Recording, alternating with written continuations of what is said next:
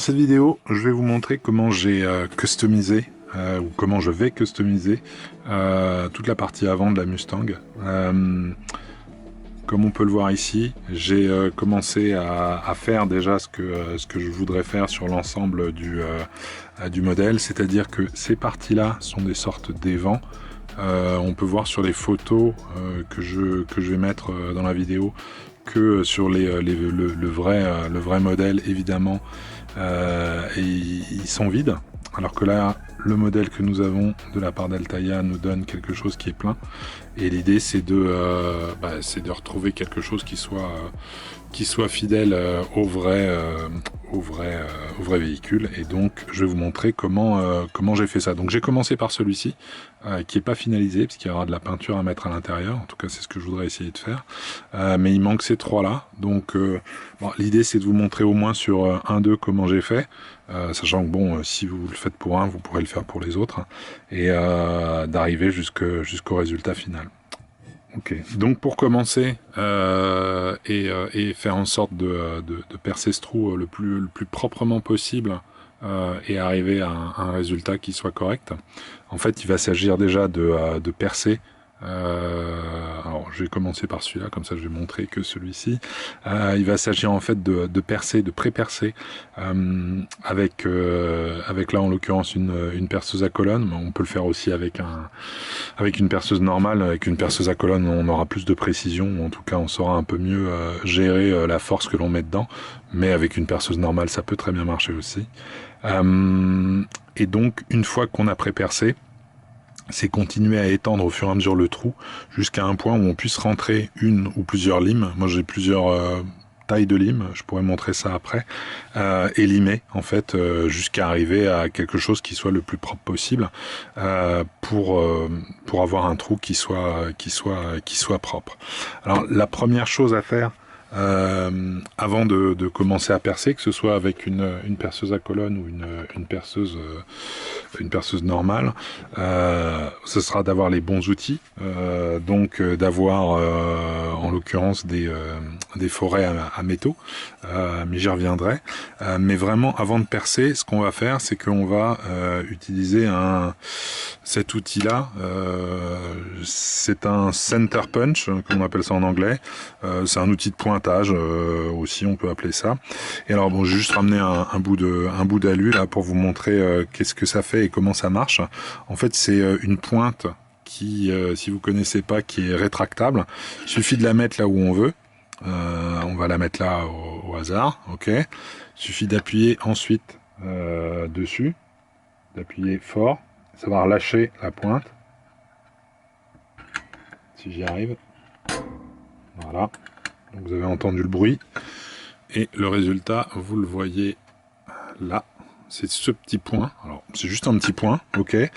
Mais ce petit point, alors déjà, on peut lui redonner un petit point ou l'autre, histoire d'être bien sûr qu'il soit bien proprement fait, ok. Et ça, en fait, c'est ce qui va permettre de placer le forêt. Et une fois que le forêt va être placé là, il va avoir tendance à rester là et pas à gigoter comme ça.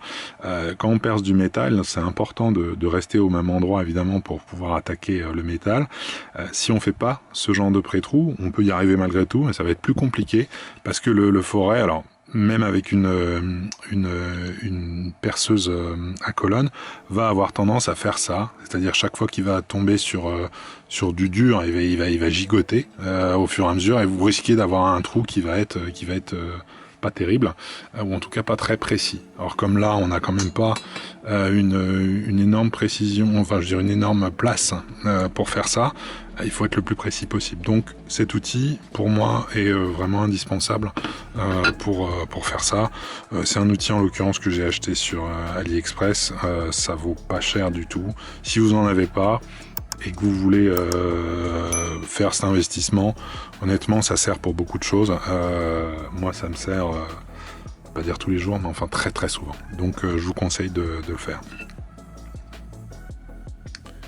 Donc, on est sur la perceuse à colonne et je vais commencer par mettre un forêt à métal là-dedans. C'est du 3 mm. Ça va me permettre de commencer les trous, pour pouvoir ensuite aller plus loin. C'est bon.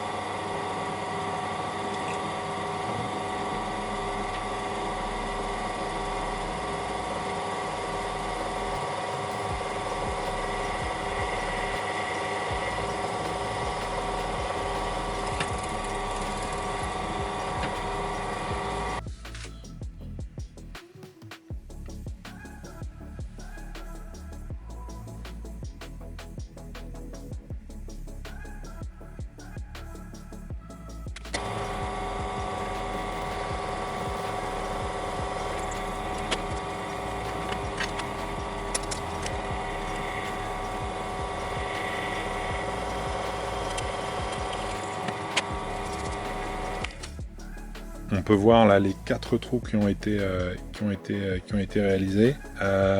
Donc en fait, ce que je vais faire maintenant, c'est prendre un forêt un peu plus large et commencer à faire en sorte d'élargir ça pour avoir le moins de travail de lime possible.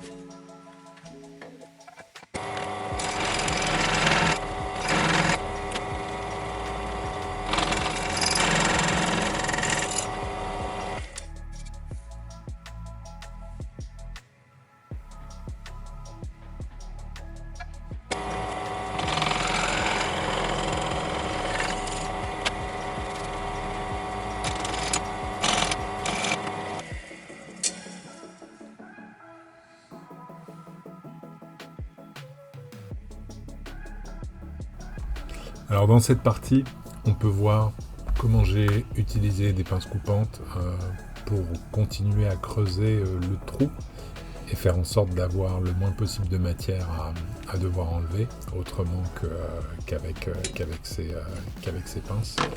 Là, j'ai retiré un gros bout de cette partie-là.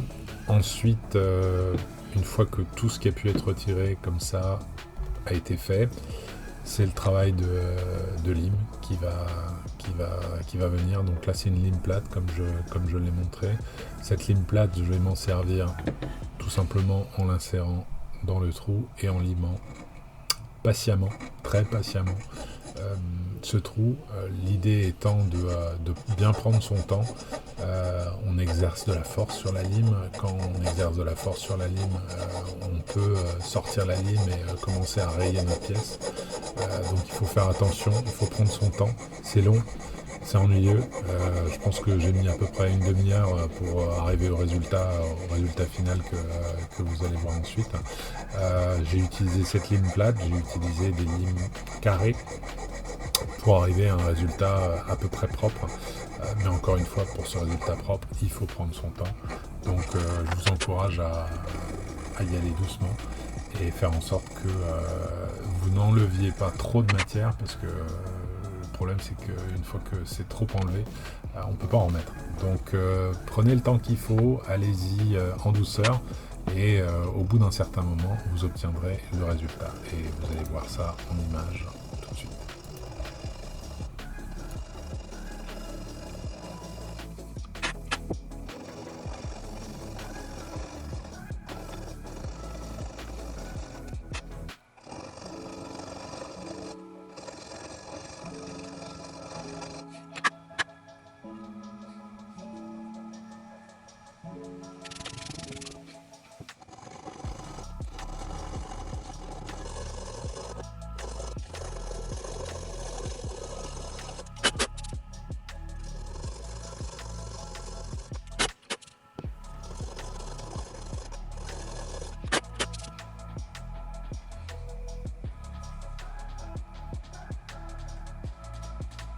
One eternity later. Ok, donc après environ une demi-heure de ponçage, on est enfin arrivé au résultat que on espérait, en tout cas que j'espérais, c'est-à-dire qu'on a un trou qui est plutôt bien fichu, une bonne forme, c'est propre, derrière pas de souci. Donc de l'autre côté pareil, donc il restera encore un peu de finition, il faut un peu fignoler encore ça. La peinture dont je parlais aussi tout à l'heure, et qui va nous permettre d'avoir quelque chose, un résultat le plus propre possible. Donc ça, ce sera pour une prochaine vidéo. Donc en attendant, je vous remercie d'avoir regardé, et je vous dis à bientôt.